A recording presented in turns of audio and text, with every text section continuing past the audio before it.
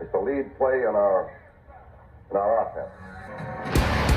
Tell the tackle to take the defensive end if he's over him. If he's not, you drive down the first man to his inside.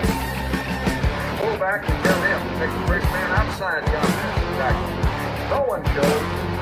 Go right by them and field inside.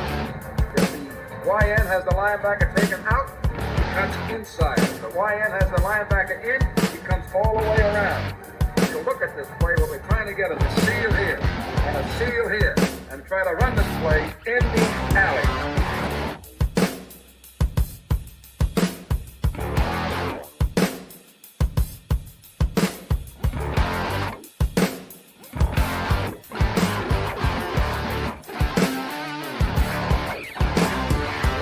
What's up, guys? Welcome into Packers Total Access. My name is Clayton. You can check us out on Packernet.com. You can find me on Twitter at Packers_access. I'm joined alongside Tim live in Green Bay. Jacob will be joining us shortly, most likely, if he can get freed up. We'll see how that goes. But, Tim, how was your day, bub? Oh, great day. Great day in Green Bay. Beautiful fall day, man. Nice. Feeling good. Feeling happy. Look at this. Look at this piece of Green Bay Packer history right here. No way. The railing fencing? This is number 59 of 157 of the original stadium fencing section. That is awesome, dude. Isn't that great? Yeah. I've got a little piece of the metal from Lambeau Field when they did the renovation. They had some underpinning at the stadium. Nice. I'm a sucker for that stuff. Shut up and take my money. Any piece of Lambeau, right? That's me too, man. All day. I might get in trouble for this, but the first time I went to Lambeau, did the stadium tour, walk out through the tunnel, and that was one of the first things they said was, do not pull any of the grass. And I'm like, yeah, and I reached down and was feeling the grass, and that woman turned her head, and I said, pluck. Stuffed it in a camera roll, still got it to this day. I was such a weirdo back then, dude. I was That's awesome. Just crazy about the franchise, crazy about the history, but so I'll probably get banned from Lambeau now that story's out there. That's the way it goes, right? That's live. I'm a sucker for that stuff too, man. Especially like any game used memorabilia, game worn or anything too. Oh man, I love it. Yeah. Living history of the game. No doubt about it. Shout out to Mrs. Green. Thank you for the wonderful gift. That was amazing. Yeah. And yeah, you know what that means, man. Every time you get a gift, the honey-do list grows a little bit more. That's all right, though. Hey, that's all right. You see the gift, right? Hey, I don't care. We were talking about that before, right? You know, before football season gets cranked up, it's like I'm going to build so much credit just hammering stuff out around the house. That way when football season starts, I'm like, hey, remember, I did that. I got that done. Get off my back. Yeah, that's the way it is. So you gotta. Yeah, but we're spoiled. There's no doubt about it. Let's do this, man. We had a little bit of news break today. Obviously, some people think it was a horrible signing. Other people believe that, I think it's bigger than it actually is. But James Robinson was signed to the Green Bay Packers practice squad, okay? Matt Schneidman here tweeted out, Packers signed running back James Robinson to the practice squad, not the active roster. They also signed cornerback Anthony Johnson, not safety Anthony Johnson Jr., to the practice squad, and released cornerback Keandre Thomas from the practice squad. So a couple of different things there, Tim.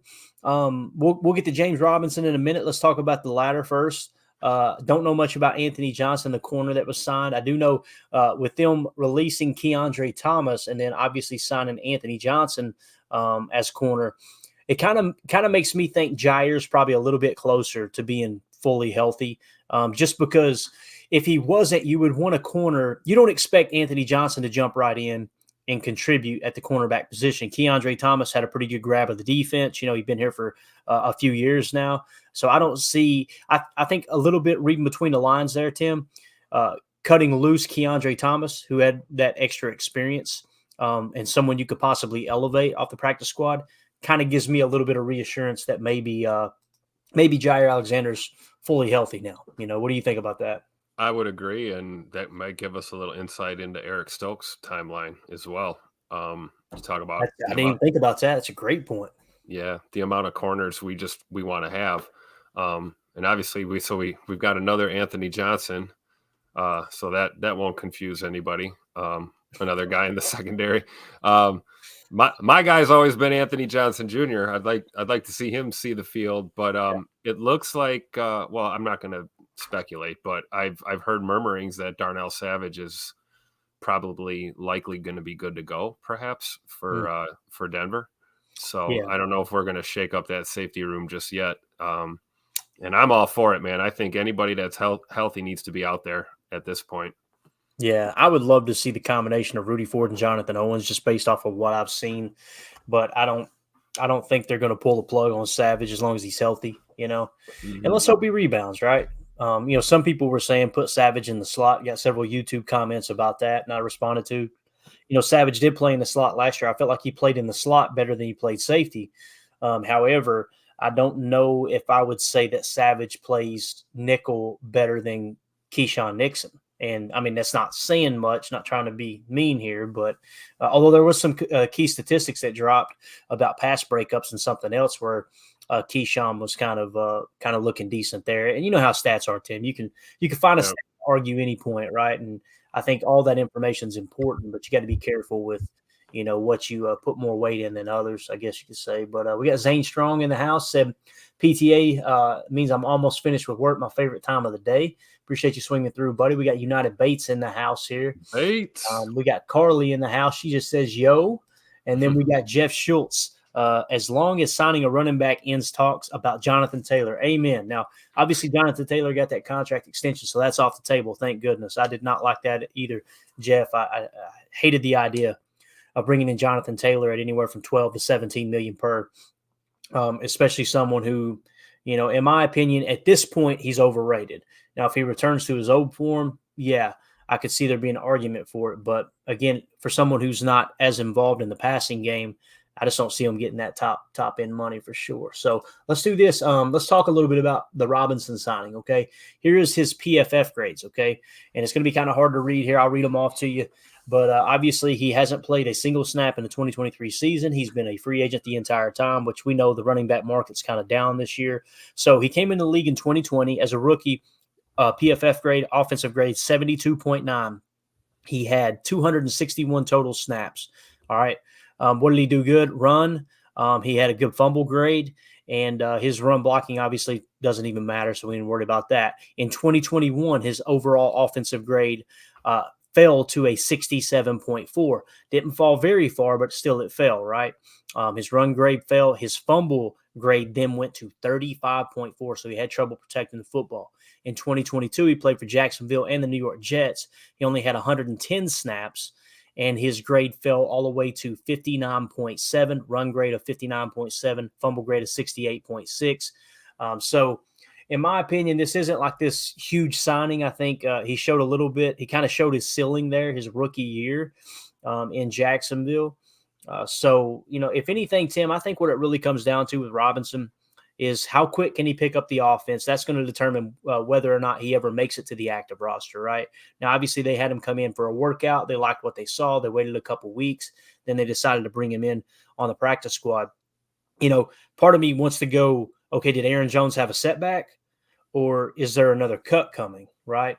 Those are the questions we got to ask ourselves, because anytime you have an extra player, at a specific position where you're already, I don't want to say loaded, but, you've got plenty of bodies, right?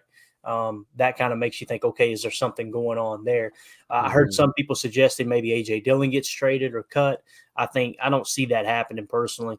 I think if anything, if I had to pick out of all the running backs, if you had to say, okay, James Robinson is replacing one on this roster, including the practice squad, the one that comes to mind for me, Tim, is probably Patrick Taylor. He hasn't looked great in the passing game, and that was something that he was supposed to be a little bit of his strength, with pass blocking. You guys seen where I showed the double sift and Patrick Taylor. Patrick Taylor was out there blocking air, just doing this while the quarterback was getting, plastered. So, but what do you think about James Robinson? Do you think he has a chance to make it to the active roster? How do you see that? I think, he does. Because, based off of the info we have, he's already been worked out. So, them bringing him back and signing him to the practice squad means they like what he's working with. And, Emmanuel Wilson seen the field, Patrick Taylor seen the field. So I don't see why Robinson doesn't get a crack at it either. You're right. Does this give us insight into some kind of a contingency plan for Aaron Jones? because Patrick Taylor certainly didn't do himself any favors against the Raiders. And Emmanuel Wilson's still raw. We've seen flashes, but it's preseason flashes against, second, third, fourth guys down on the depth chart type of situation. So we don't really have a good barometer on Wilson, other than we know he doesn't pass the ball very well. But it's like, I think you're right, man. I mean, maybe this does tell us a little bit about at least, whether or not, the severity of Aaron Jones' hamstring issues aside, it's just we're committed to trying to have a run game, and you need bodies to do it. And Robinson being a third-year guy, sometimes we can unearth a diamond in the rough here in situations like this, kind of like we did with Rasul Douglas off of an Arizona practice squad a couple years back. Yeah, able to snag him, and he turned out real well. This could be a similar scenario, I think, but time will tell. Like you said, how well will he grasp this offense, and how quickly. So we'll get a good look at, James Robinson's football IQ pretty early based on, how involved he really is right away. But it'll be fun to watch. But you're right. Look out for a cut coming soon. I wonder who it could be. It's something we've seen in the past too, Tim. Wouldn't surprise me one bit. You bring James Robinson in, 3 days later they cut him from the practice squad. We've seen that happen, right? So it's just one of those things. I don't think it's as big a news as some people are making out, but hey, fan how you want, who knows? He may be able to kind of rekindle that rookie year, right? Carly Ray in the chat said, talking about this time of the night means my husband's putting the kids to bed. Also my favorite time of the day. Getting a little breather there, right, Carly? That never hurts. So let's see. We got Red Mo in the chat said, always love a PTA, PT, P2P collab. Glad I caught that earlier, talking about Process to Perform, Mike Wall's channel. Yeah, that was a lot of fun, man. Mike is so good at what he does, and I love it. Sometimes he puts me in check, right? With all right, I didn't look at it from that angle, different perspective. Tonight, though, or earlier today, I should say, if anything, he kind of confirmed everything I was seeing. Granted, anyone would say we weren't going into that conversation looking at things different, right? We were kind of seeing the same thing. There was a couple comments he made that kind of took me back a little bit, like, okay, all right, maybe, it always comes back to the fundamentals with Mike, right? It always comes back to the footwork. And for some people, that's boring or a boring answer. But again, when you look at the best to do it, David Bakhtiari, man, watch his feet. Go back and watch some 2019, 2020 tape of David Bakhtiari. Just watch his feet. Don't look at anything else but his feet. It's pretty wild to see how he's just an absolute technician. And Jeff said the same thing right on. P2P, Clayton and Mike are a treat. Appreciate that. Let's see here. Perfect Dark said there's no fear. Packers are here. Relax. The Packers are a Super Bowl caliber team. They'll come together. Hey, keep speaking it. Keep speaking it, bro. We need all that we can get. And then Carly Ray smacks him down, of course, and says, are you delusional? I say that with all the love possible to another Packers fan. Carly Ray has zero. Her nonsense meter is zero. There'll be no nonsense tonight. I love it, though. I love how she said, I say that in the most respectful way possible. And then Perfect Dark comes back and says, I really think they just need some adjustments. I'll tell you this, man. Hey, I like it. Yeah. Like Emilio said, make a Super Bowl run while the team is young. Right. And here's the thing I always go back to. Carly Ray, first of all, anytime a conversation like this comes up and you got to give an opinion, I always run it through the filter of, if I had to bet the farm, right, on one or the other, I'm going against us winning the Super Bowl. Don't see it happening. But the year that they won the Super Bowl in 2010, there wasn't a single person on the face of this ball of mud spinning through space that was saying, oh, yeah, the Packers, they got a chance to go on a run here. All the injuries, everything fell apart early. And they just kept chopping. Next thing you know, they got the hot hand going into the playoffs, and a good young quarterback, a nice veteran defense. Man, that defense, when you think about it, I mean, you have B.J. Raji anchor in the middle. You had A.J. Hawk in the middle, just Mr. Consistency. Loved A.J. Hawk. Clay Matthews out on the edge, right? You had Big Howard Green, that midseason acquisition there that kind of plugged up the middle along with Raji. Let's see, you had Charles Woodson, shifting around from the outside to the slot, right? You had Nick Collins at free safety, on and on, man. That defense was just, and again, it's the positions we talk about, Tim. Tier 1, edge defender, Clay Matthews. Check it off the list, right? Yep. Next, tier 2, you go defensive tackle, right? B.J. Raji. Check it off the list. Now, B.J. Raji wasn't great. He wasn't the best at playing the run. He was good, but he wasn't like world beater. But he was an excellent pass rusher, too, from the interior, especially having to take on two blockers at the same time.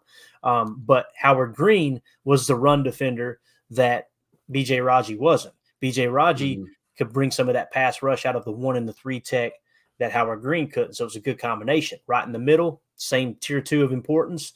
A.J. Hawk in the middle, just steady Eddie, right? And then free safety, Roman, center field.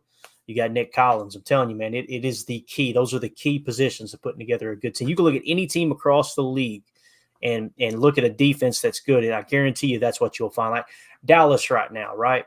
What makes them – let's talk about their edge, Micah Parsons, right? Let's talk about their middle linebacker, although he's hurt now, Leighton Vander Esch, right? Yep. And I don't know who their safety is. I'd have to go look at their roster, but I would just about guarantee you they've got a decent safety too, although they do play a lot of man coverage. Yeah, it's just always like that, man. It's funny how it works. But let's see. Let's get back to the chat here. Mr. Zane Strong coming in strong himself. 65% chance to make the Super Bowl. 65%. 65%. Murphy agrees with you there, Zane. United Bates in the chat said, I'd love the young guys to at least get some playoff experience. That would be really cool. Now, think about this scenario, Tim. You go on a run here. You put yourself in a position to sneak into the playoffs as a wild card team, right? Nobody would be sitting there going, okay, yeah, let's go on a run and win the Super Bowl. But just getting one playoff game under their belt, win or lose, right? Especially for someone like Jordan Love, being able to adjust, regroup, and go on a little bit of a run like that would be huge, right? I mean, just getting that experience. Oh my gosh, yeah, absolutely. And the list goes on and on for the guys that experience is going to be great for, a lot of these rookies, man. I think of Jaden Reed and, Musgrave and guys that, had to earn reps in camp and had to, fight their way onto this roster since OTAs and, to grind through a season in your rookie year and, have a shot at a wild card, even having a relevant season, come December is really what you're asking your guys to do. So, yeah, I think it's possible. There's 12 games left. I mean, I absolutely believe in this team and that they can turn it around. If we'll see how the next 4 or 5 games go. We've got to go get the win. I don't care if we win by 1 or 50 against Denver. We just need to get it done. That's what matters. Yep, and that's what they did in 2010. There weren't any games where it was just like, I don't remember anywhere it's like, oh yeah, we were the dominant team. It was just scrapping and winning that turnover differential and just getting through. Right, beating the Bears twice along the way was pretty awesome too in that round, if I'm not mistaken. Beating them in the NFC Championship in Chicago, one of my favorite Packer wins all time, man. Just absolutely awesome. Amelia on the chat said, "You're on it, Bates. Even if it's one and done, they'll get the taste for it, and that can drive them in the future." I think it is important. I do. I really, really do. Let's see. Ryan in the chat says, "Best Packer show out there. Great part of the day. Go Pack, go." Thank you for the kind words, Ryan. Appreciate you swinging through, buddy. Here's Carly Ray said, "Just got to go 1-0 every week." That's the name of the game, man. You kind of break the season down into quarters as far from a self-scout standpoint. You kind of regroup each quarter of the season and go, okay, are we tipping too much? What is going on that we might be giving some stuff away, but also how predictable are we with our personnel and our passing concepts, things like that. It's all a process, but you're right, taking it one game at a time. What was it that Charles Woodson said on that Super Bowl run? I'm trying to think from America's game. What he said, 4 quarters, right? They broke it down by quarters. That's what it was. McCarthy started preaching in the playoffs. It was 16 quarters, however many games they had to win. They had to win a wild card, right? Then they had to win the divisional round. They had to win the NFC Championship. And then they won a Super Bowl. So he broke it down into 16 quarters, right? We got 16 quarters. We just got to win 16 quarters, right? Yep. If you look at it like that in the game and say, we got to win all 4 quarters, right? And you come out and win 3 of the quarters, you know what I mean? You still got the W. So absolutely. it's all mindset. There's no doubt about it, man. There's 1,000 different ways of looking at it, and whatever motivates the team or gets them in the right mindset, that's all that matters. Emilio said they need to start stacking days, get 1% better each day, and that's exactly what Mike Wall was talking about. And we'll kind of recap that conversation I had with him. And Emilio, or United Bates, agrees with Emilio, said, yes, sir. All right, so talking about getting 1% better, let's talk about what Mike said earlier today. And for those of you who haven't heard it, you can find it on YouTube. It's already in podcast form. It's already live on Packernet Podcast. Actually, I'm going to flash this up here real quick for you guys.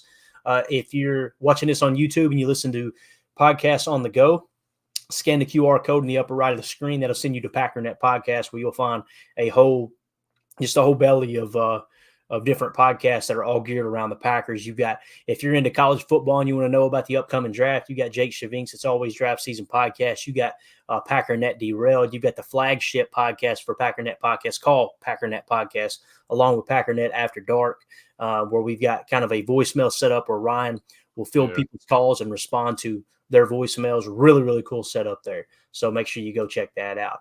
All right, so as far as talking to Mike Wall, this is kind of what I came away with, Tim. And I know you already watched it. I want to get your take on all this and kind of see where your mind's at. But one of the things that you could tell was really irking Mike was a comment that Matt LaFleur said, where he basically said, quote, this is nothing our scheme can't fix. And you can see Mike kind of, his jaw got a little bit wider.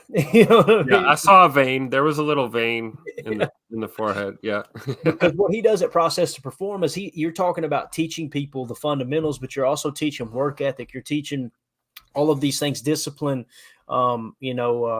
just everything it takes to be a pro's pro, even at a young level. Like he talked about, I was watching an episode from just the last 24, 48 hours. He's talking about coaching 8-year-olds and 10-year-olds and how there's only so much he could do with a much younger, prospect, player, kid, what have you. But when you get to this level in the NFL, all these players have talent, obviously, but the last thing you want to do is lower the bar. And that's exactly what he's saying. When he turns on the tape and he sees the offensive line, he sees lack of fundamentals. He sees the footwork not being there. He went on to point out, like, everybody knows, and this is something Michael Lombardi has said on his podcast as well, you've got all these young coaches that are coming in and they're scheme coaches, but they're not developmental coaches, right? Meaning they don't know how to develop talent. They just know how to draw on and brilliant football minds, don't get me wrong, but just because they draw it on a board doesn't mean it's going to work on the field, right? And if your fundamentals are crap, which is what Mike Wall is kind of pointing out, it doesn't matter what you put on the board. Every play will fail, right? Every play is designed to win. That's what I loved about Mike McCarthy's old system with the West Coast offense, especially when it was just a true progression or read play where it's 1, 2, 3 check down. No matter what the defense calls, there is an answer on every single play in Mike McCarthy's West Coast spread offense, right? And that's what Aaron Rodgers loved about that offense. That's why when Matt LaFleur came in and installed his offense in 2019, the offensive numbers went down. A lot of people forget this. And Aaron Rodgers is on record that he told Matt LaFleur, your scheme is flawed. Your scheme is flawed. And essentially what I think he was saying, Tim, was there's not an answer to every question in this specific type of scheme, as were with McCarthy's there was, right? So with all that being said, Mike talking about, it just feels like you've lowered the bar now. When you make a comment like, this is nothing our scheme can't fix, and the tape is showing all the fundamentals are gone, all the footwork is just an absolute mess. Now you're basically telling the players, it's okay. It's okay you failed. All right, we'll fix it. We'll make it easier for you. That's not the right answer, right? And that's the way Mike's seen it. What do you think about that, Tim? We'll just start there as far as what Mike's saying there. Anything come to mind? Well, I'm going to just go ahead and sound real smart and just say I agree 100% with Mike Wall. But no, in all seriousness, it's true. I think we're heavy on options, heavy on scenarios within this scheme, but we're short on answers and solutions. And, when you combine that with let's just call it maybe a lack of emphasis on fundamentals. Maybe that's what this is. Maybe it's not what we're practicing, it's how we're practicing. And I think it could also go to, Mike's original point a few weeks ago about, asking a lot from guys that, quite frankly, they're not there yet. We've got a lot of rookies, second-year guys that just aren't there yet. They're not ready to make these, across the line blocks and do a lot of complex things. So we could be setting ourselves up for failure, in multiple facets. And I think it is kind of a cop-out kind of answer to just say, oh, it's nothing the scheme can't fix. And it's like, well, the scheme hasn't looked so hot these last couple of games. Actually the last, half year, I would respect it a lot more to hear my coach say, we really got to go back to the drawing board here. That's we right. We got to really reassess what we're trying to accomplish and what we're doing out there.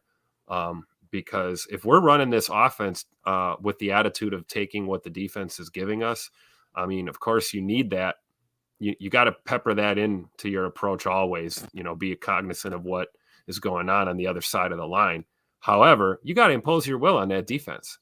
You're in control. You're dictating. You have the ball. And I just don't see us.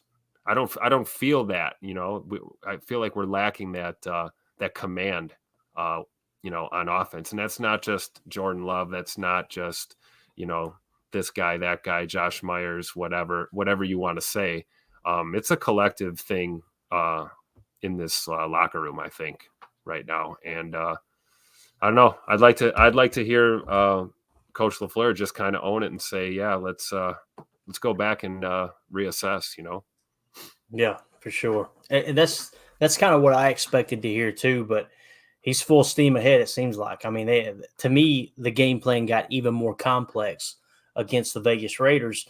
And on top of that, you now mixed in a little more 13 personnel with even more youth. And it's like, what are we even doing here? And, do you think that might have been because of the Aaron Jones factor, the late scratch, and that we talked about that game plan was probably geared towards, having Aaron Jones back?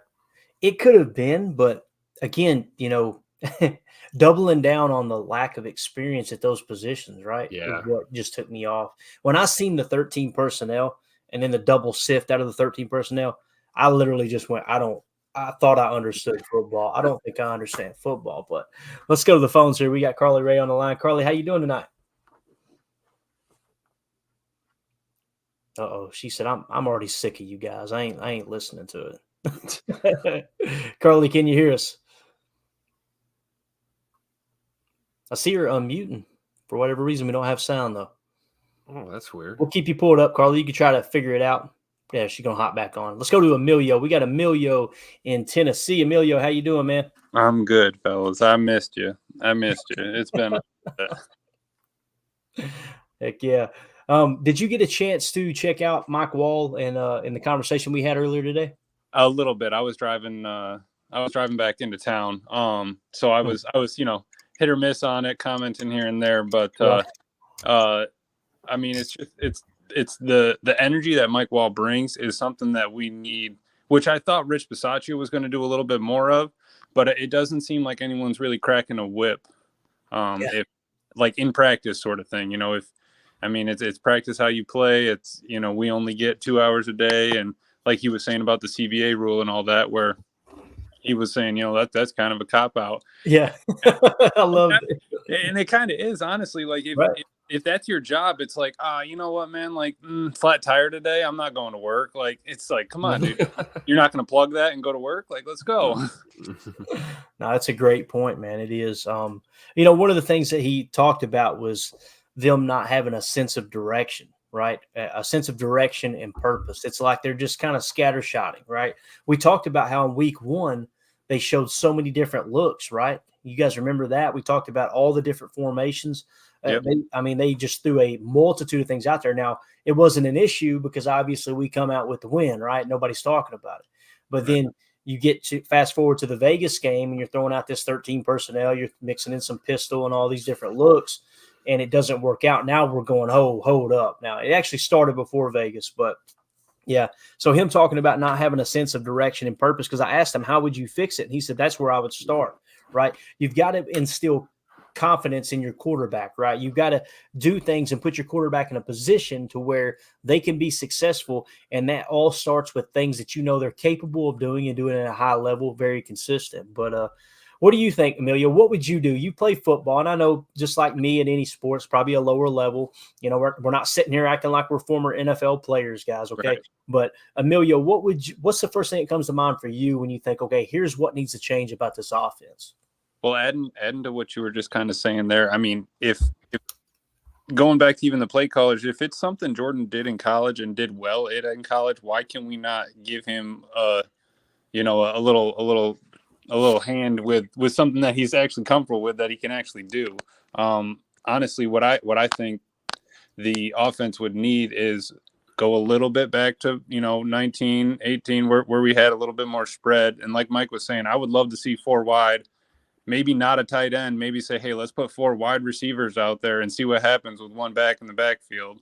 Even if it's, single back or something, if we got A.J. Dillon, if we got Jones, we can go shotgun. But if you want 6 in the box, give yourself, spread it out, get outside the numbers. I know Matt likes it tight in motion and all that, and it's cool that we do that. But, like you were saying in the Chalk Talk, all those sifts are killing us in our hat game. Like when we were running the wing double T in high school, which was a terrible offense. Trust me. I mean, you're bump and run, and everyone's just pitch it and start running. But like you put all 11 guys, the quarterback, whoever you want, in front of it, and you start blocking. Like that's, I mean, it's not perfect, but let's not hurt ourselves when we need help. Right. No, that's a great point. Great point. You can definitely you can muddy the water quick. I love the thought of spreading things out a bit. And, as excited as we all were to see this Matt LaFleur offense, this is the first time we've seen, like last year, in my opinion, was the first glimpse of the true Matt LaFleur offense. We increased motion last year. I know a lot of people don't believe it, but we increased motion last year from the year before. Right. So we ran more motion. We ran more condensed sets. You've seen less of that McCarthy effect on the playbook that Rodgers, kind of mixed and matched there in 2020 and 2021. So then you come out last year, and I think you got a true glimpse of Matt LaFleur's offense. Obviously, this year it's in its purest form, and you're going to a lot of these condensed sets. I don't know, man. If I'm a defensive coordinator, I would love to see those condensed sets as opposed to spreading everything out. I'm not suggesting they should run Baylor splits, right? But get away from the nasty just a bit, right? And just some normal splits. And what you were saying too, Emilio, about having 4 wide receivers, if that indeed triggers 4, a dime set, right, where you're going to have, 6 DBs, right? You can run between the tackles, especially in an inside zone with just a hat on a hat count. That's a pretty good setup. Now, the reason I like Musgrave, and I think that Mike Wall did as well, you flex him out.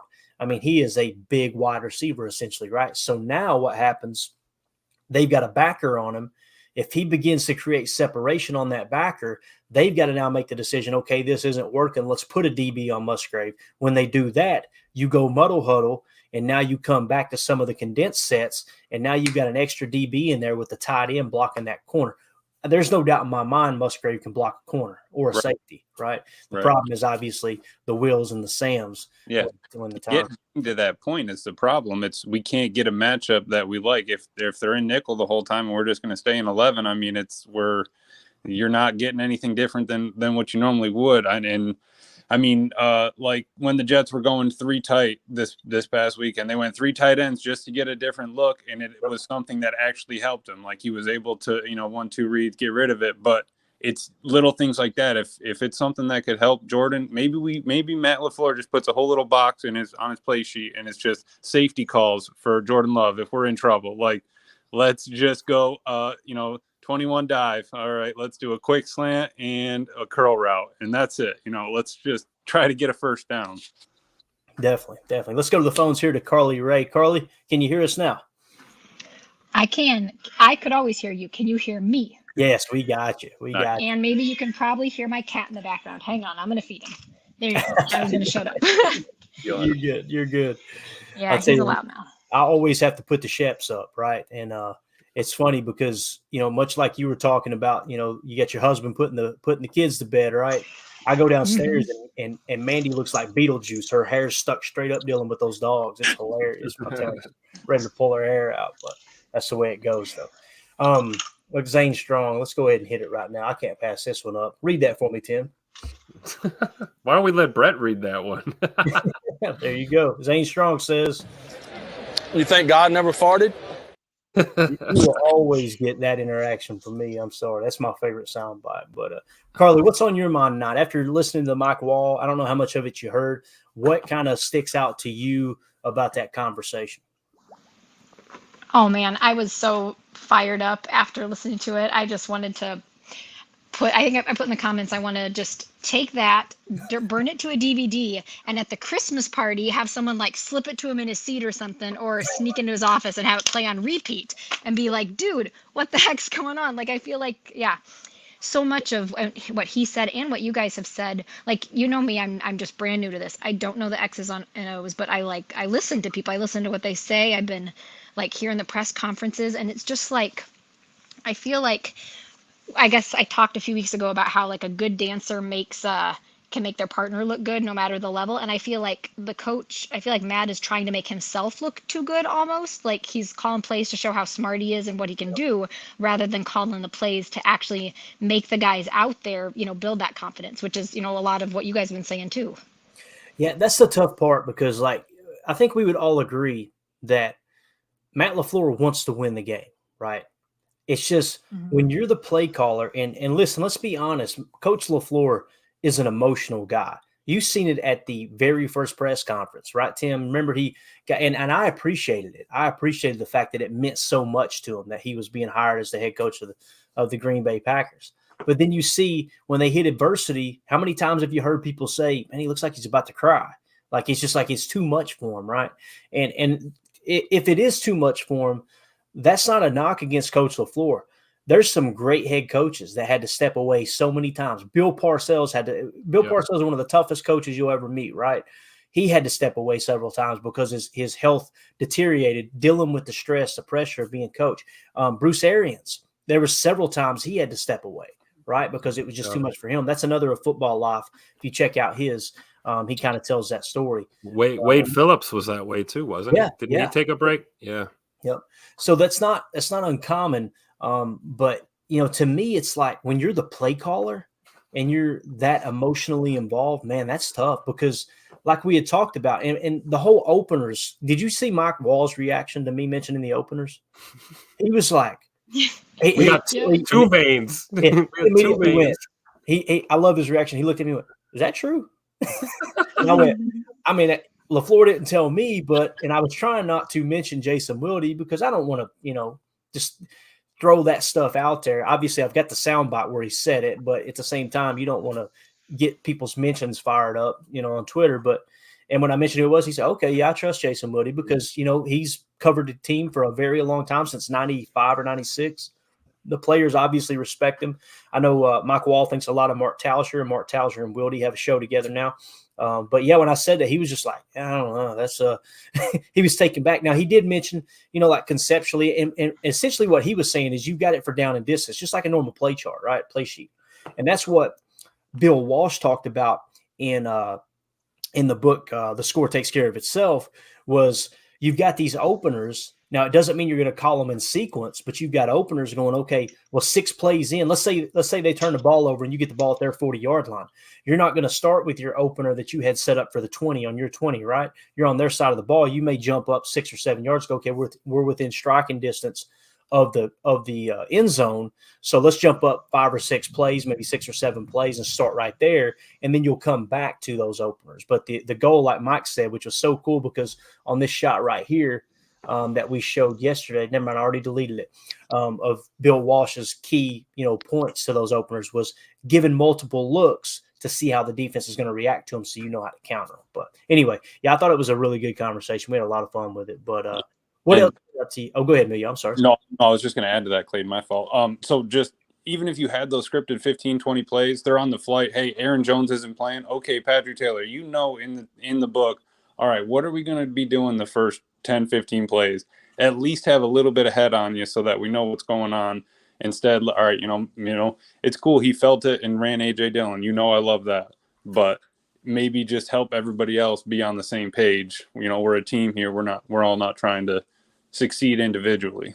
Yeah, definitely. There's something missing. And I personally think, I hate to say this, but I personally think there's a culture issue at 1265 right now. That's probably something we don't need to get into tonight.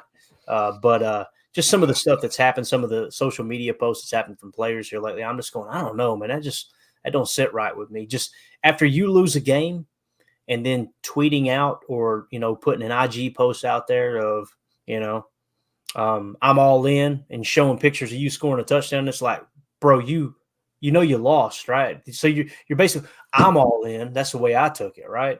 And then you had another player basically saying he's not listening to anybody. Now, I don't know if that was meant for the coaches or just social media or what in general, but probably reading a little too much into it. But what else you got, Carly, before we let you go? So another thing Mike Wall was talking about how guys that are just really excellent in their positions, they're like robots. Every time they step in, they do the same thing. They have the footwork, they have it down pat, so they no longer have to do the thinking. They've, you know, rehearsed it, practiced it so many times. And I just wonder, is it really 2 hours a day? Do they really only get 2 hours a day to practice? It's something crazy like that. I don't have all the details of the CBA, but it is very, very limited for sure. Yeah. Dude, they are getting paid way too much money to like only work 2 days or 2 hours a day in practice. Like that's insane. It's But wild. yeah, I want to see guys like going after that. And if the only practice they're really getting is in these live reps time, then they're making muscle memory of bad moves. It's a good point. You know, like when you talk about training camp, how they, you know, you hear, and Mike kind of laughed a little bit when he talked about the old heads talking about, you know, what practice should be, right? And the way they used to do it. You know, they used to jump right into training camp and it was 2 days, right? And it was just some cases 3 days. And it was full pads. Now they have a ramp up period before they can even put the pads on. And we wonder why people are getting injured so much, right? It's because their body isn't ready for the beating. I think we would all agree the Packers have injury problems early in the season. And it seems like you get midway through the season, right, Tim? And it's like everybody kind of hits stride and everybody stays healthy. It seems that way, though, doesn't it? It's true. It's very true. And then, you know, even once the pads come on, then you got the restricted as to how many padded practices you can get in a training camp as well. So it's like not every day is padded. Then you have full pads or some pads. Like I don't know what how the CBA works. But I guess I understand it. It's a different NFL than it was back in the day. But I would hate to be a coach trying to install a game plan with 2 hour practices. It'd be you're working uphill the whole time. Right. Yeah. And to Tim's point, don't quote me, but wasn't it 14 padded practices throughout the actual season that they get or something? Yeah. So you get a handful in 2 days and you don't even practice as many times as you play actual games. No. So isn't that CBA supposed to be for the players' benefit? Like, why would they handicap themselves like that? Like that, honestly, it seems to be really counterproductive if they really want to make people that stay healthy, players that stay healthy, that enjoy the game, that go out and execute well, where we see a good brand of football on the screen and people feel proud of themselves. It seems like it's just working against that whole goal. Yeah. And, you know, that's the thing. If you ask the players today, I mean, that's what they want. They want less practice. They do. You know, you've seen Favre in his latter years, right? I mean, it was like, if I could just go out there and play every Sunday, I'd play till I was 60. Like, you know what I mean? But it's the training camp, it's the practice, it's all the preparation that he didn't enjoy. You know, I think most of the players, and I understand what you're saying, Carly, that's what makes your Tom Brady's of the world so rare, right? He was a guy that got on a conference call with the union with all the players and basically said, guys, do not show up for training camp. We need to protest this. And then the very next day, he was out with his guys running drills. It's like he was going to get that upper hand, right? You've got some of those players that definitely look at it that way. But yeah, it's tough because I understand exactly what you're saying, Carly Ray. But at the same time, these players they're constantly in a battle with the owners, with these CBAs to try to get less workload because it's easier on our body. And I do think it's counterproductive, both for the product on the field, but then for them to stay healthy because they're not really football shape yet. I mean, honestly, you get a quarter way through the season. It's at this point right here that people are really starting to get into football shape. That's a fact. So you got anything else before we let you go, Carla? Yeah, just one other thing, and it's actually about Joe Barry, and it's a good thing about Joe Uh-oh, Barry uh-oh. is so did I listened to the press conferences today, and I really just was struck by so everybody else that came and talked that I saw, it kind of seems like their answers were canned. Like I kind of knew what was going to come out of their mouth before they even said it, just speaking the company line. But when Joe Barry got up and answered the questions, I don't remember exactly what he said, but you could tell he was actually like engaged with the people and he was actually thinking and he was actually answering. Like it made me think of Tim when you were there at training camp and how he just asked you about one of the players and just seemed really like likable and like he was actually listening, he actually cared, and that gave me like hope, I guess. I don't know, I just really liked how he went about it, and it made me even feel a little bit more like he's actually like not too, what's the word, like dedicated to the image of what it means to be defensive coordinator and actually working through stuff. I don't know if you guys have seen any of that or what you think of that, but I was encouraged. I think Joe Barry is a very genuine person. Unfortunately, genuine people in today's society will get picked apart for it, right? And he simply answered, "Yeah, we need to have a check for that." Talking about when Preston Smith gets out there in coverage. Oh, by the way, did you see Mike Wall's response? We didn't talk about that. We actually didn't talk offline at all. We just went live, right? And he was just like, basically pointing out, listen, when you run a 34 defense, you're going to get caught in those looks. There's going to be times that they bring that wide receiver over and they're looking to snap the ball quickly when they do it. When they go empty base against your 34, they're in a 21 personnel or a 12 personnel and you're 34 triggered base, right? Then they come to the line of scrimmage and they see it. Okay, you put the guy in motion, the cornerback doesn't follow because you're in a zone defense. They're going to quickly snap that ball. Everyone's acting like it's Madden where you can hit pause and go, okay, I need to hit square here, right? Right. Let's flip. You know how it is, Emilio. So it's Oh, sorry, Clay. I didn't mean to cut you off. You're good. It really stood out to me that I'm getting emotional over, as you can tell, that Mike Wall was just like, come on, people. Like this happens all across the league. And you guys are taking one, maybe two, maybe three plays a game and going, oh, look at this idiot. Okay, yeah, he's an idiot. Yeah. Go ahead. And I'm just saying it's different. Like if you look at it in 2012 when we had Clay Matthews, or 10, whatever, no one was complaining because he's got long hair flowing around when he's running and he's a little smaller in size, So we were complaining then when he was out there, but it's the same exact spot, same exact defense. Basically, we're just shuffling them around. It's put 4 down, put 3 up, whatever. But yeah, it's crazy. Definitely. All right. Well, we got Jacob popping on here. We're going to let you guys go. Is there anything else you two want to hit on before we let you go? Anything else? I got one if Carly doesn't. Okay. No, go ahead. Okay. So what's everybody's take on the fact that we just rotate captains? Hey, I'll tell you this. I'm going to try to curb it here. It really bothered me last year. There's one guy that keeps popping up in my doghouse, and it bothers me, and that's our boy Jair Alexander. Like he's the one who caused the stink last year because he didn't get voted captain, right? And now he made a comment last week that I guess we just need to not allow other offenses to score at all, right? Mm-hmm.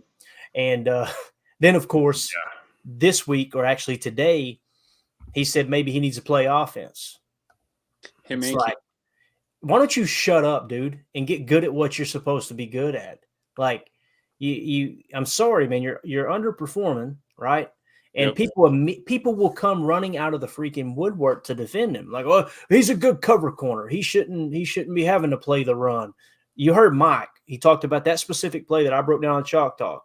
And he's like, you gotta come up and make that play. Like, just because you're a cover corner doesn't mean you don't have, C gap responsibilities when they're showing an overload on the opposite side, when they're showing kind of an offset. So that's frustrating for me. But yeah, Emilio, don't get me started on the captains. Tim, what's your take on the captains? What do you think of the rotating captains? I think it kind of points to that C word you mentioned earlier, the culture issue that might be going on. And if we have a staff that's saying, all right, well, who do you guys want to be captain this week? You guys decide. It's kind of like, well, yeah, maybe the team should elect captains, but maybe it should mean something. Maybe it should last for an entire season, or, I don't know. I know there's leaders in that locker room. I know Rasul Douglas comes to mind. I don't know if there's some kind of alpha power dynamic, heads butting in there. I don't know, but you got to figure it out. And this team needs to find an identity other than that we're young and we have Matt LaFleur as our play caller. Like there's got to be more than that as an identity. And you would think getting spanked at home on national TV and then getting spanked on national TV again in Las Vegas. Well, I don't know about spanked in Vegas, but falling on your face in Vegas, you think maybe that would galvanize some guys, and be a motivating factor that you're tired of getting showed up out there. And, we can talk about Jair not playing to potential. He's not the only one. Right.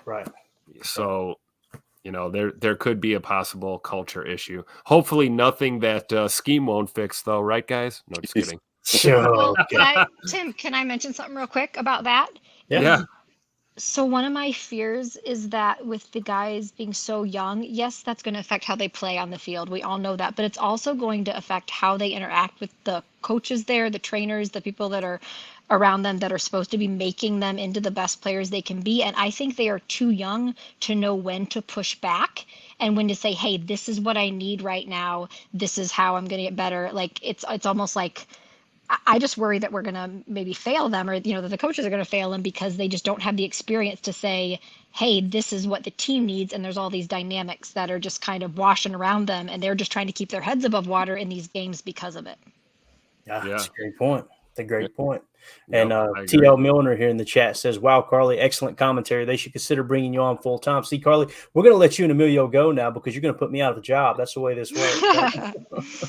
No worries. We appreciate you guys so much. I thank you for calling in, and definitely call in anytime we send the link because this is the type of conversation I really enjoy, man. It just kind of gets me out of not just my comfort zone, but also like looking at things from different angles. And of course, Emilio had to ruin my not bringing up the rotating captains. Okay, I'm sorry, but just hear me out. Ed Reed and Ray Lewis didn't rotate their captain badges. Exactly. Pitched on the jersey for 10 years. That's it. Wrap. Done. Call it a day. That's what we need. If it's Rashawn, staple that thing, melt it to his jersey, pay the man, and be done with it. I'm sorry. That's it. No, that's what you need. You need an offensive captain. You need a defensive captain. You need a special teams captain. The players should vote. And if you didn't get voted captain, that means you're not a captain. It doesn't mean you just because you think you should be a captain. I completely agree, Emilio. Completely. Right. All right. Well, thank you guys for calling in. You are awesome. We're going to get Jacob's take here. Jacob's like, I got on here to sit for 20 minutes, and then we're going to wrap it up. Appreciate you, Emilio. Appreciate it, fellas. Good stuff. All right. So, Jacob, we bring Jacob now in here from the Packernet Fantasy Podcast. Jacob, I know you had an eventful day. You've been running around like crazy, taking care of errands, but any comments on the stuff we've covered so far?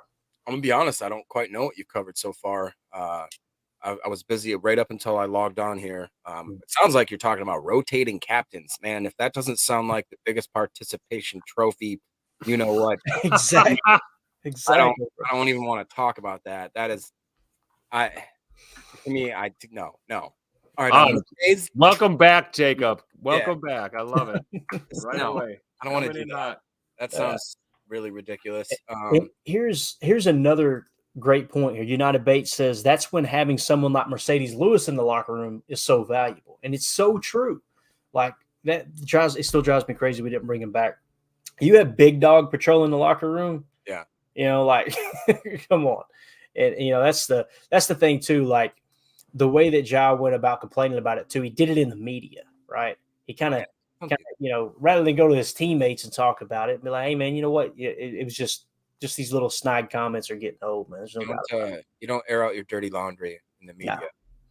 No. Yeah. And you're not given a position of leadership. You take or you earn a position of leadership. That just reminds me, remember when Za'Darius got all butthurt about it and went so far as to make himself a chain that said, I'm the cap? Like, dude, no, you're not. I made my own trophy. If you have to make, anybody that wants to be a captain so bad that they're talking about it does not deserve to be a captain, in my opinion. Yeah. Like Emilio talked about, like Ed Reed, You know what I mean? You knew he was the captain. Oh yeah. Yep. You knew that you saw exactly what he did on the field and off the field. Same with God, who was the other guy that he said? Ray Lewis. Ray Yeah, Lewis. Yeah. Thank you.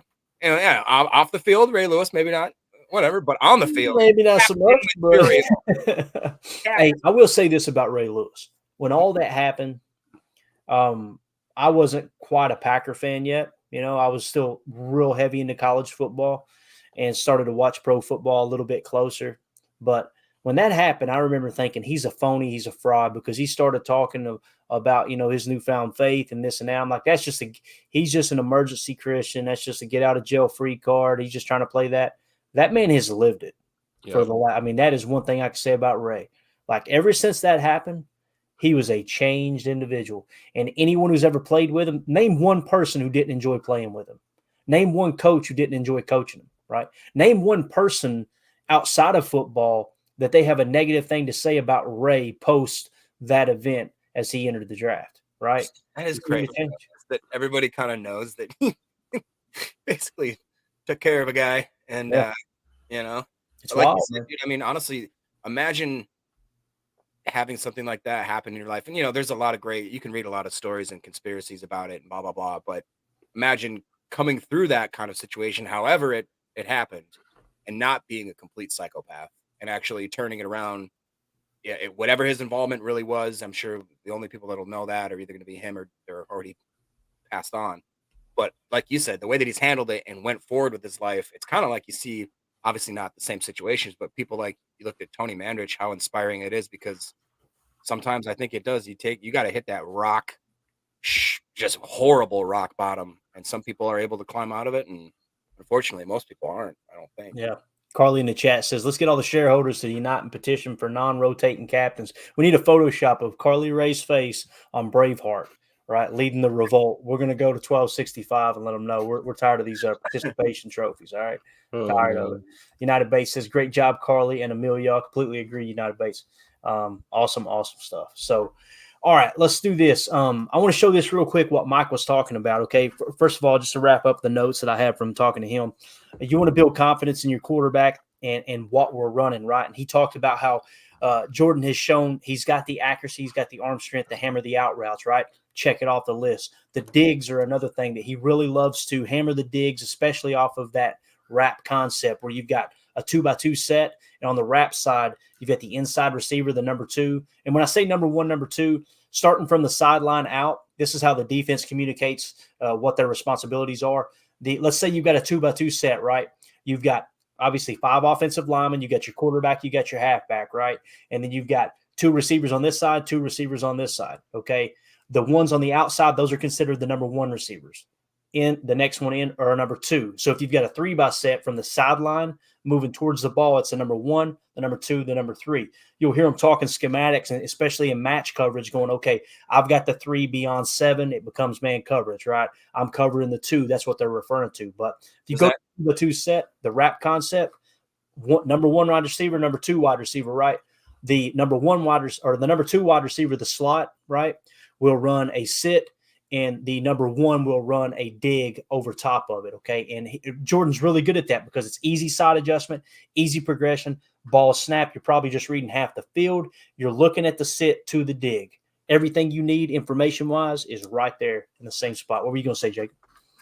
I was just going to ask on the defensive perspective. In that case, so you had your 2 receivers on whatever side you're looking at.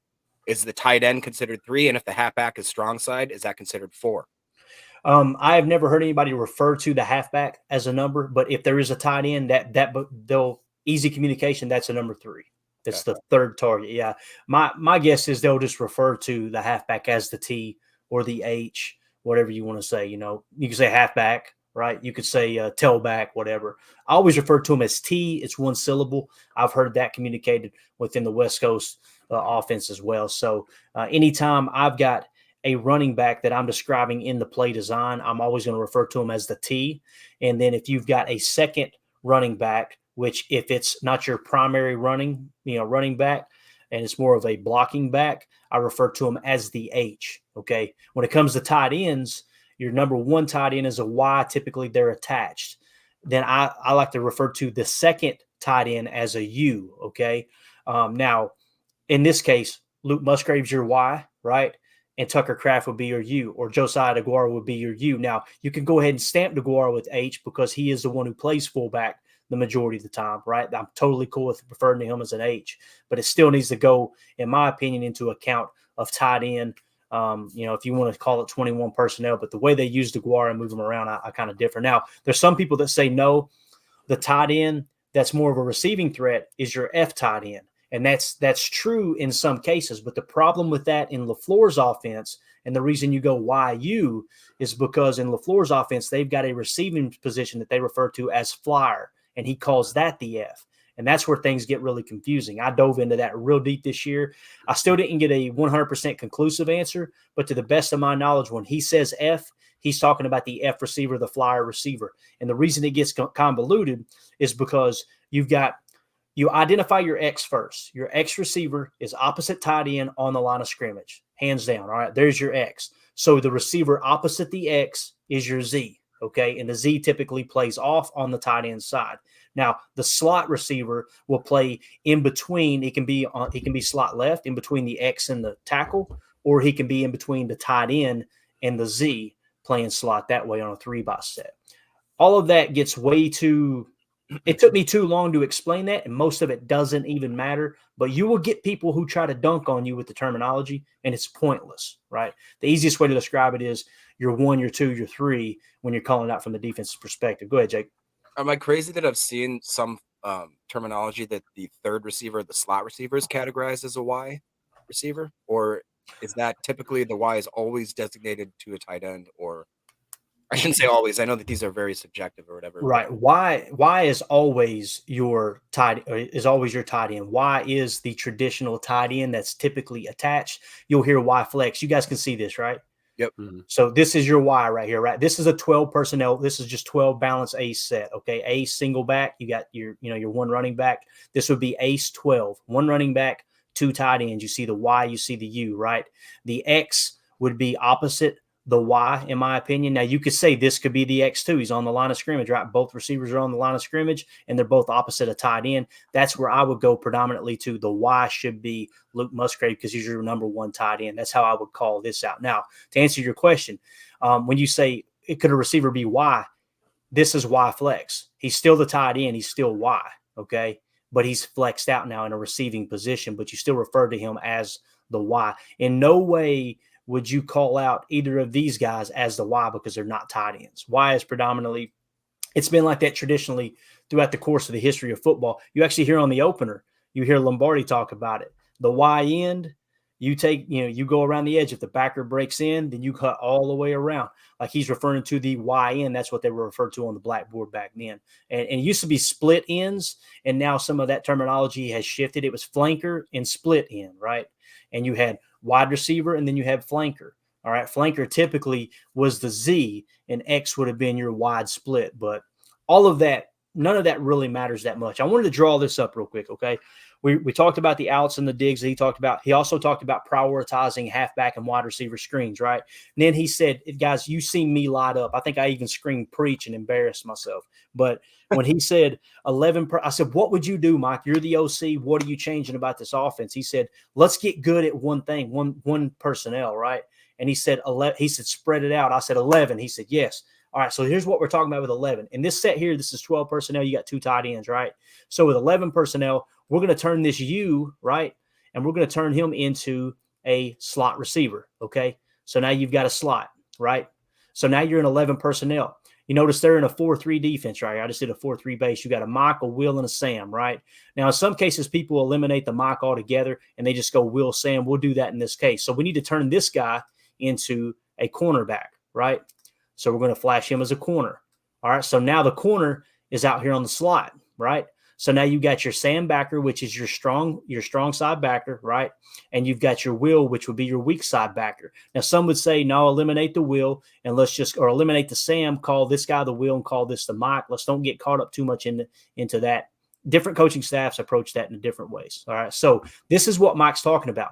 Right here, when you've got this set, well, first of all, if I go back to the U, let me do this real quick. I want to show you guys this. So when you're in this set and you're in these tight condensed sets, right? What happens is this is a linebacker, right? This would be the Mike. Okay.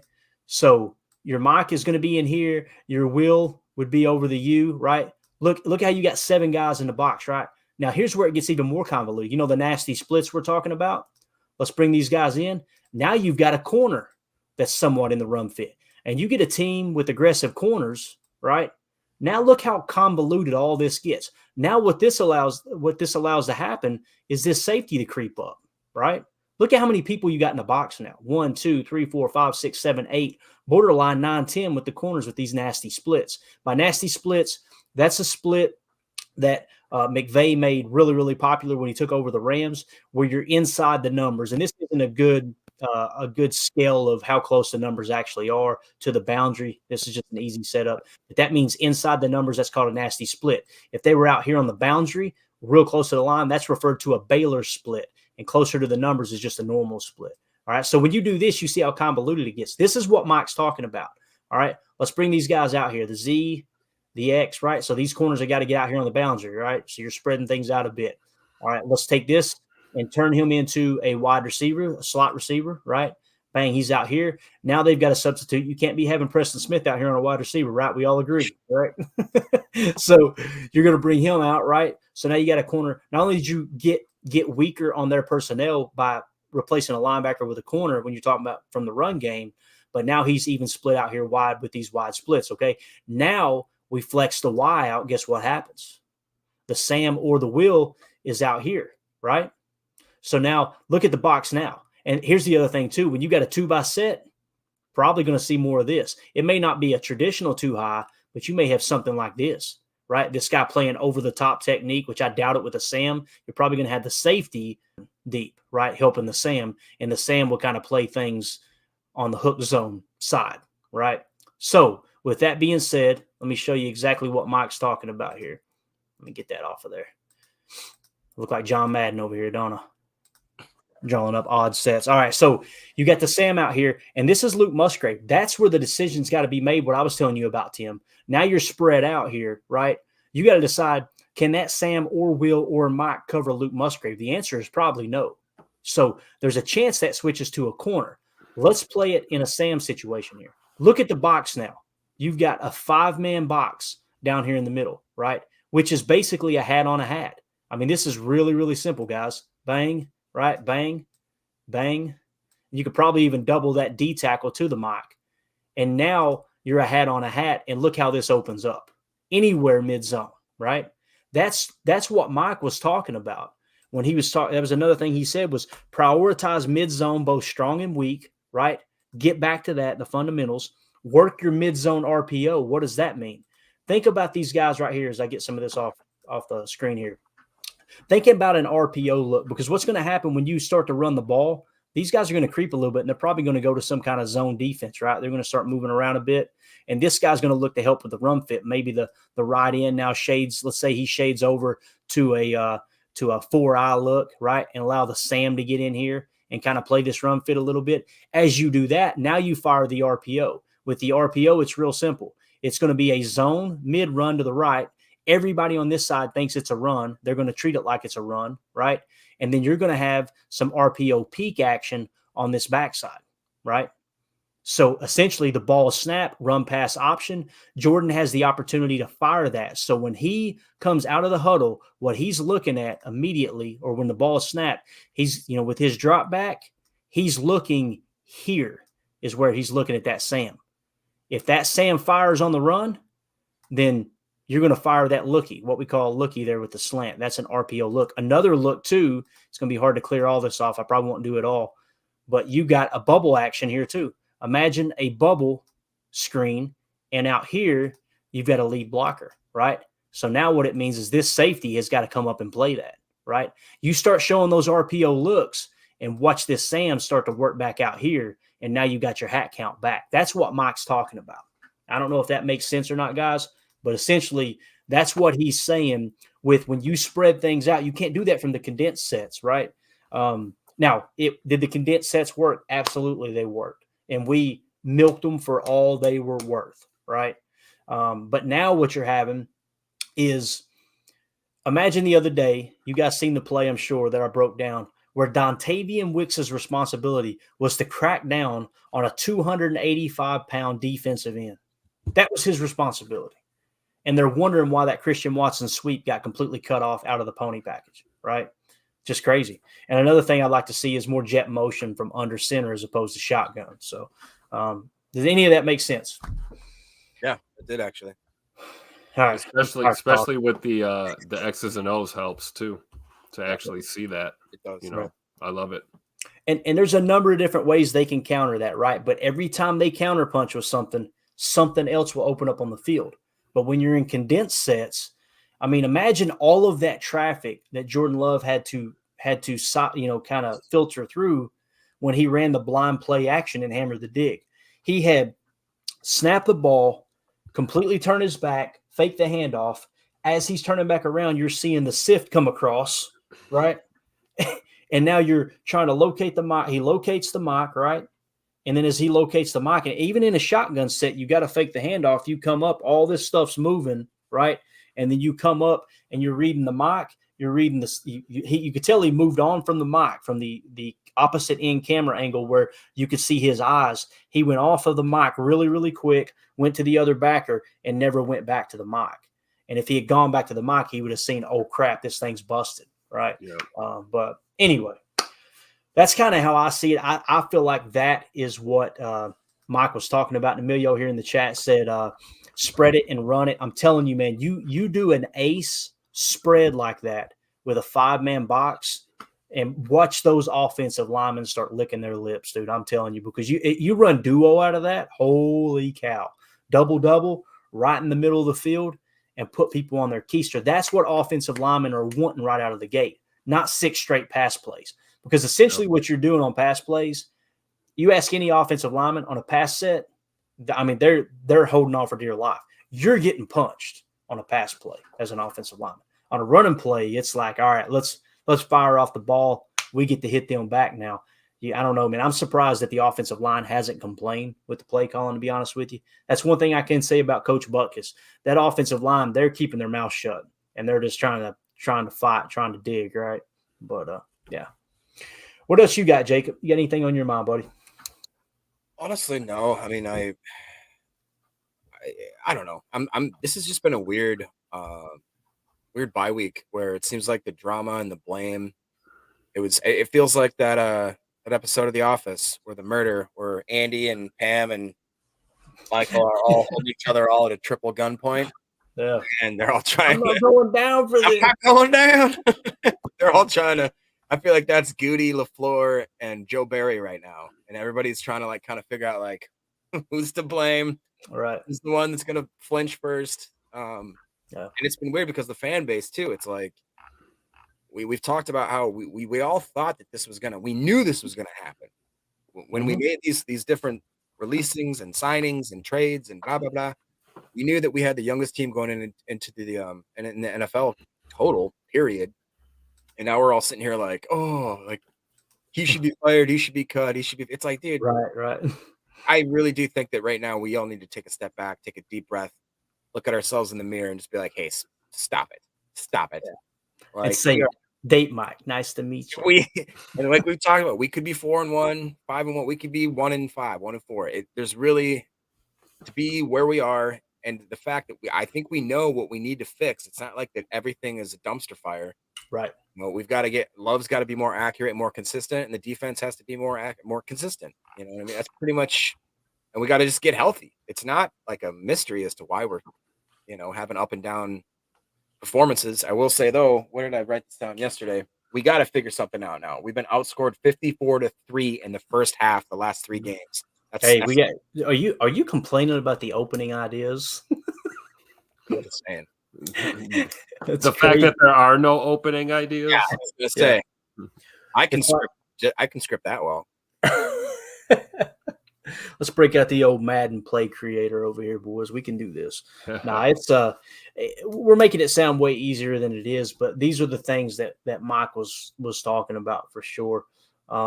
like Goose says in the chat, the thing in my mind is, has any offensive player consistently progressed since Matt LaFleur got here? Can they actually develop players? Now, listen, some people can just take it on the surface and go, oh, of course they have. Think about it. Let's seriously think about this. And this is what Mike was saying, right?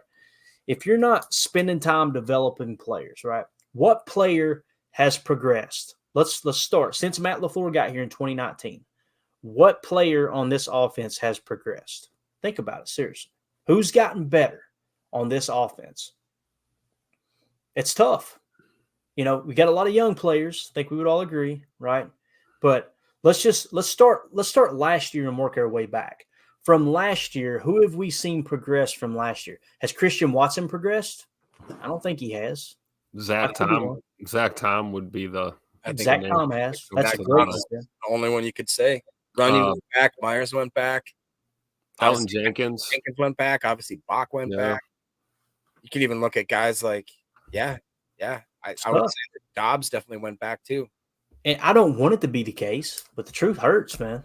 Like, obviously, Dillon went backwards. Jones can't stay healthy. Mm-hmm. Yeah, Paul Robertson said the same thing there. I'd say Zach Tom. So out of 11 starters and a multitude of backup players, we've had one player progress. And it's an offensive lineman. Yeah, right. On a team with a bad offensive line. Figure that out. It's crazy, man. Let's see. I won't say a bad offensive line. I'll say an underperforming, underwhelming offensive line. I think this O-line group could be really, really good if they got it together. Yeah. TL Milner in the chat says, Clayton, as a shareholder, I'm calling Mark and Goody tomorrow and would demand they appoint you as the new play caller. LOL. Don't you put that on me, Ricky Bobby. You put me out there calling plays like my old high school coach said. It's like pissing in the wind. That never works out, boys. As you guys, I'm sure, have experienced. But again, man, it's so easy. Just like Mike said, some of the coaches do, right? That draw it up on the board, it should work. It's easy to do that, but getting everyone to play in unison, right, and play together. I hate to keep going back to it because I know it's such a hot button topic, and I know a lot of people don't like him, but Mike even came to the conclusion too. He's like, I think we're starting to see just how much Aaron Rodgers kind of held this thing together. And, I think we're starting to understand why he kind of wanted out there at the end too. Now it's obvious Goody wanted out as well. Right. But it's just tough, man, because I was one of those people that kind of, you look back and you go, even beforehand, like, if you had told me in 2019 Aaron Rodgers should have more say in the front office, I go, shut up. No, he needs to shut up and play. But then you've got to lower your ego. And I heard Peyton Manning talk about Peyton Manning and the pull he had, right? Tom Brady left New England because of it. And I think Tom Brady's been proven right. He goes on to Tampa, wins the Super Bowl. Bill Belichick's about to get fired in New England, right?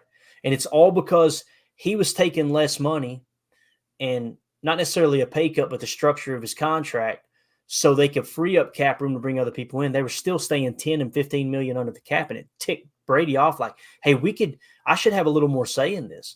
So me as a fan, there's no way that I have the right to sit here and say, no, they shouldn't have any say when Peyton Manning is one that said, hey, yes, I'm going to have say in this. Like he cut people from the practice field. Peyton Manning cut people on the spot. Hey, get him out. I'm done with him. I don't want to see him back out here. And literally they're okay. And you could say, okay, that's extreme. That's not right. Well, it got him a Super Bowl, right?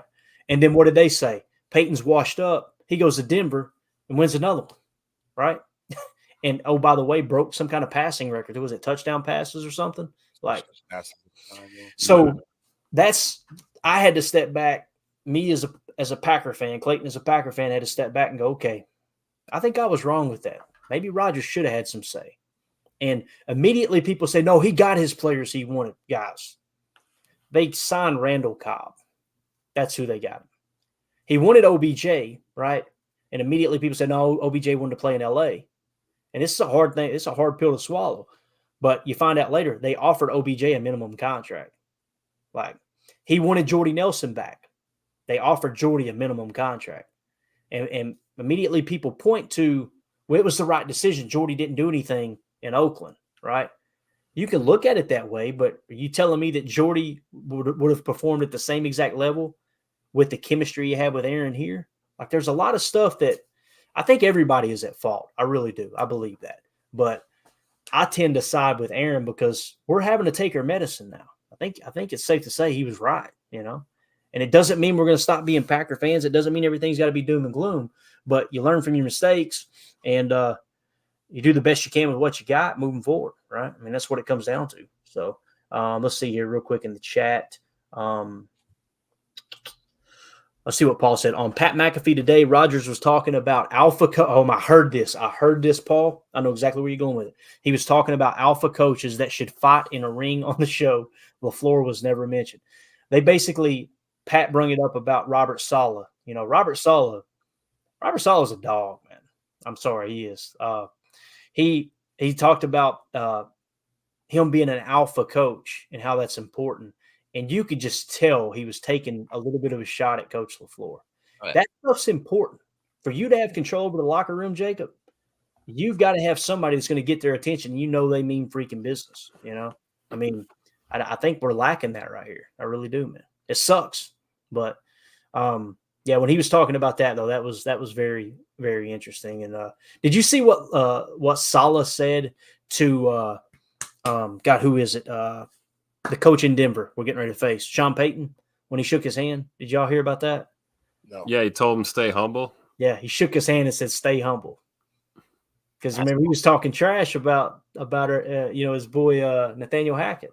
Just wild, man. I love the NFL. There's always stories like this, right? It's what makes it great. But anyway, didn't expect to go down this.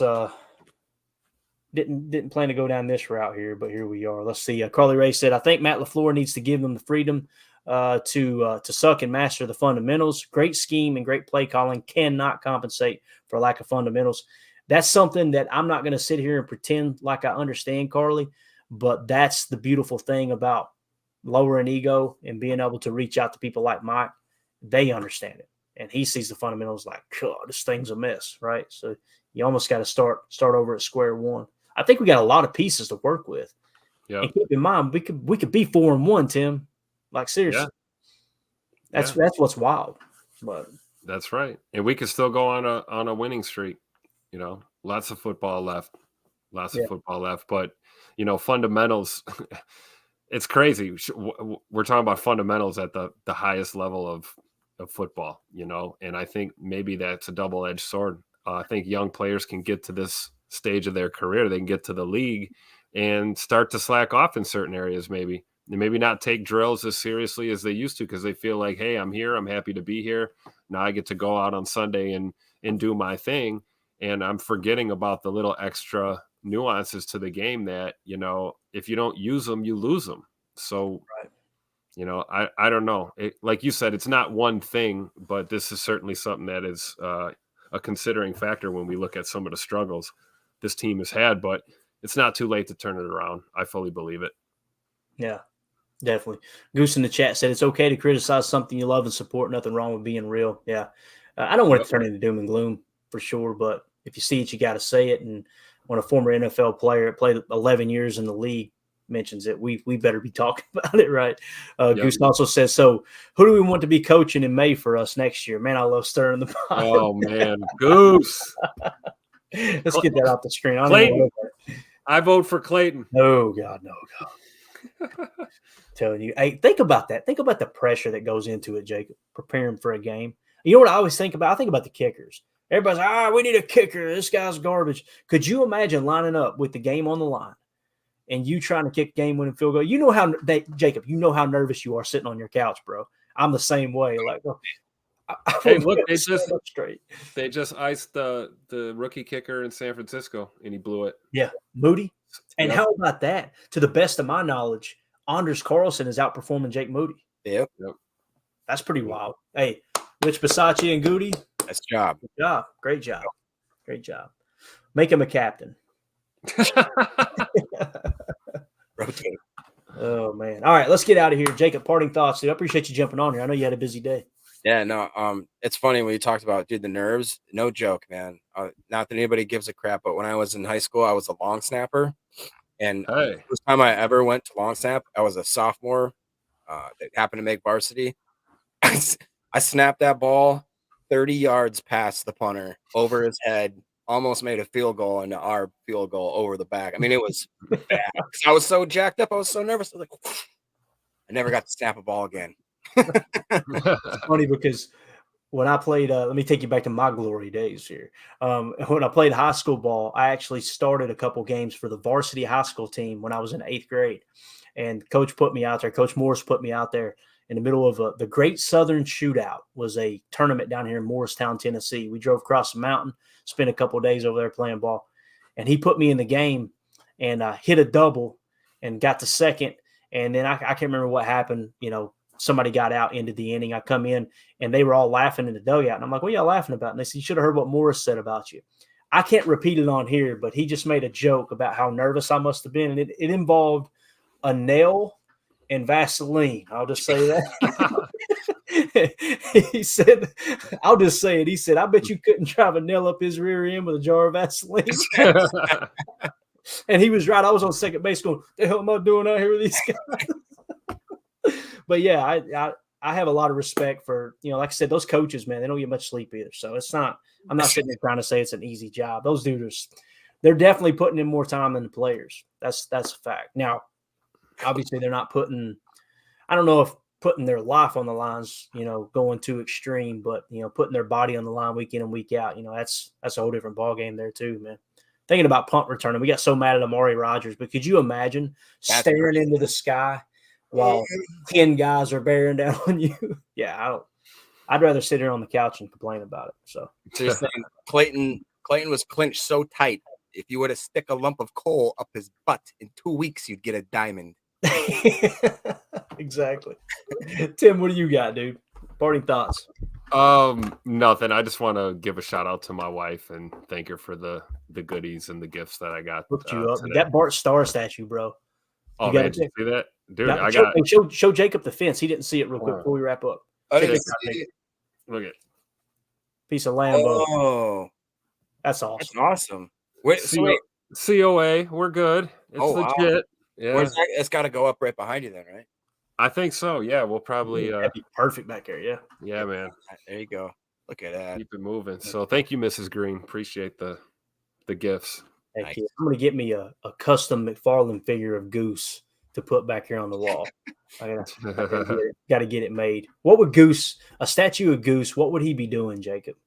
What would he be doing? 12-ounce curls. It would have just his face and his. Remember the old school Goose where he would just sit there and he wouldn't talk. He'd just see his silk knife. Yeah. It was light on. It looked like he was in a random apartment building in Afghanistan or something.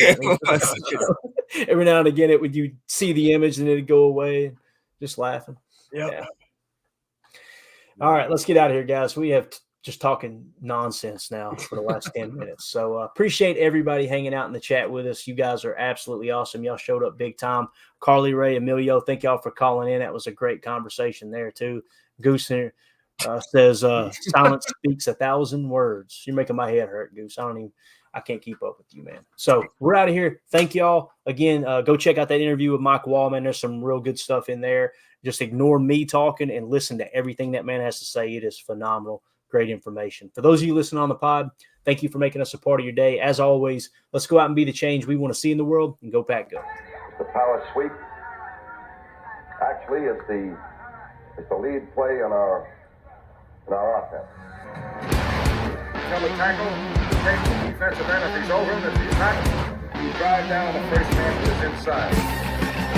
Pull back and tell him to take the first man outside the offensive tackle. No one shows. Go right by them and field inside. If the YN has the linebacker taken out, that's inside. If the YN has the linebacker in, he comes all the way around. If you look at this play, what we're trying to get is a seal here and a seal here, and try to run this play in the